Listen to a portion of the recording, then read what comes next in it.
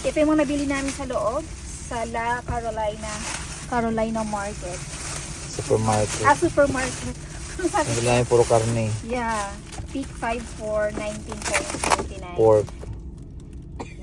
So, pag tinutan natin to, it's 28 something. $20.39 plus tax. Yes. Pero, Kung regular price. price. Pero kapag binili mo na siya ng ano. Hindi, kung regular price, total nito lahat 26. 26 ba yun? Yes. Pero dahil Ay, oo nga. pero naka value pack siya, $20 na lang. Yeah. So, less tayo ng $6. Nakatipid Patip. tayo ng $6. 1, 2, 3, Grabe ng karne na yan. 4, and 5. So yan. Guys, Pero kailangan ma-consume yan within this week lang. Baon-baon, ulam. So yun. Yes! Thank you, La Carmela. Ang Boracay. Dadang! Thank you, La Carolina Market. Supermarket. So, may Ayan. nakita pa? Sa Google lang.